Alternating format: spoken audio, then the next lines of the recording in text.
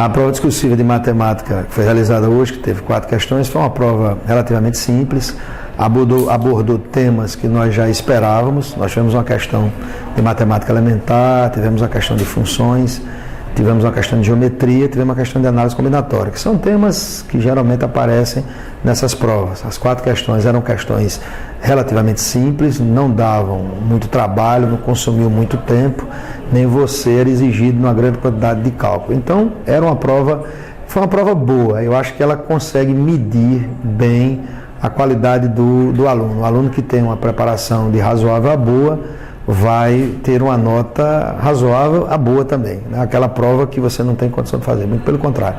Prova muito boa, muito bem feita. As questões elas foram relativamente fáceis. Agora a questão 2 ela tinha uma pequena pergunta que o aluno deveria conhecer um conceito que não estava muito claro na questão, que era o conceito de número primo. Então tem só esse detalhe para você perceber. E na questão 4 você tem que ter um pouco de cuidado na arrumação da distribuição de cores, senão você poderia achar uma resposta diferente da resposta correta, que era 180. A prova em si foi uma prova um pouquinho cheia de detalhes.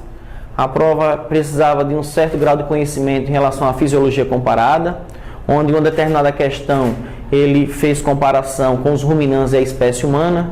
Envolveu também questões que era o esperado de evolução, falando de Lamarck e Darwin, né, questão de seleção natural dos antibióticos atualmente, das bactérias super resistentes.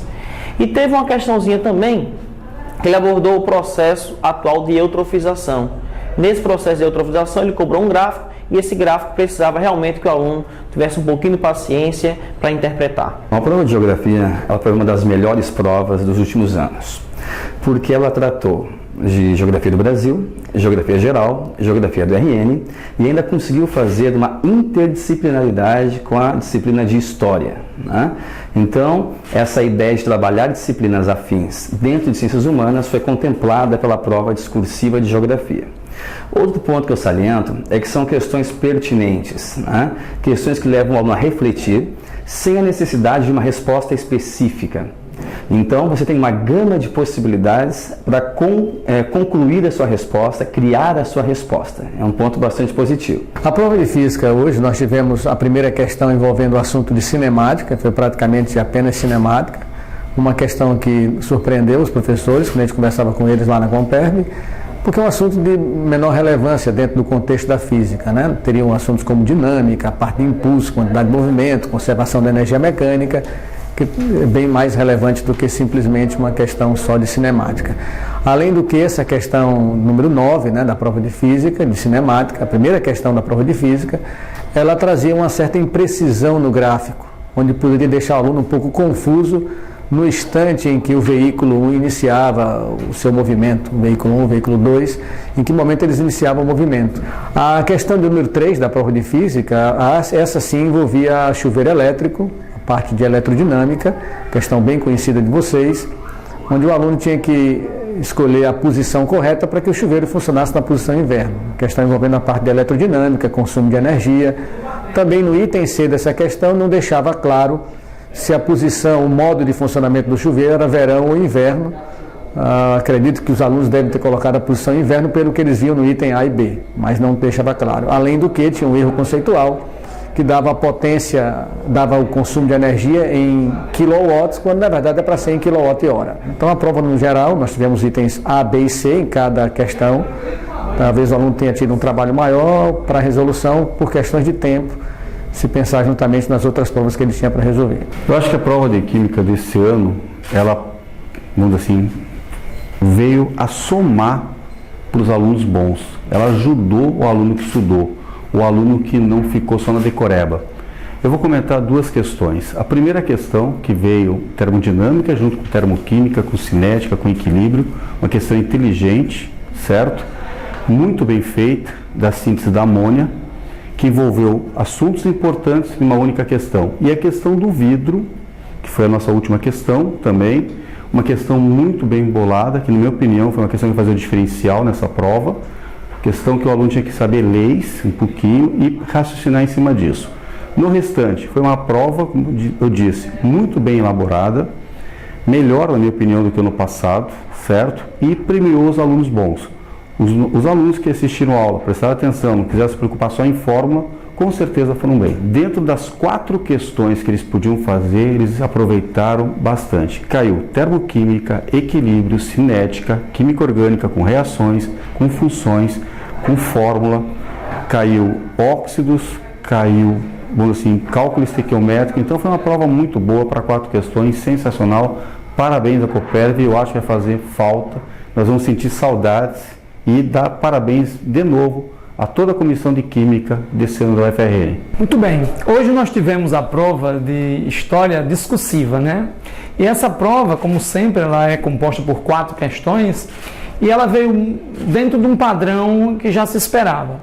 A primeira questão foi de História Antiga, Antiguidade Clássica, uma questão bem conhecida, uma questão de democracia, o tópico da questão tratava da democracia. A segunda questão, uma questão de Idade Moderna, uma questão que trata de 2 assuntos muito interessantes na Idade Moderna. As revoluções burguesas do século XVII e as implicações dessas revoluções para a história contemporânea. E aí ela dá um certo passeio, né, na Revolução Industrial. Ela permite que o aluno possa, né, estar, de repente, comentando sobre pontos importantes, entre eles as transformações econômicas advindas com a Revolução Industrial. A terceira questão, uma questão de Brasil, história do Brasil, especificamente na parte de República Militar. Mas é uma questão interessante, onde ela trabalha o fim, os últimos anos do regime militar, década de 80, e as mudanças e permanências desse regime militar, dessas características do regime militar na nova república. Olha só que coisa interessante. Ela trata do final do regime militar e trata das mudanças e permanências dessas características do regime militar na nova república. E a quarta questão, como é de se esperar, uma questão de história do Rio Grande do Norte. Uma questão de RN, como a gente chama. E essa questão de RN tratou de um assunto já bem batido, já bem conhecido, que foi a participação do Brasil e, consequentemente, de Natal, especificamente de Natal, na Segunda Guerra Mundial. O que mudou na nossa cidade? Quais as alterações que a nossa cidade teve com essa presença americana aqui? E por que Natal é considerada tão importante para a ação dos aliados na Segunda Guerra? Acho que a prova não inventou, ela não trouxe assuntos que estavam fora, né, da expectativa, né? Então foi uma prova previsível, porque abordou aquilo que acredito todos os professores de história trabalham. Agora é aguardar o resultado, né, e esperar que realmente quem se esforçou, quem realmente estudou, quem realmente se dedicou, possa viver esses momentos de glória. Afinal de contas, é uma batalha. Muitos alunos que verdadeiramente abandonam a vida social, né? O churrasco de final de semana, o cineminha, né, o barzinho, e de repente agora ele está podendo voltar e com a sensação do dever cumprido. E aí vamos esperar o resultado e todos vamos partir para o abraço e partir para a vitória que vocês merecem.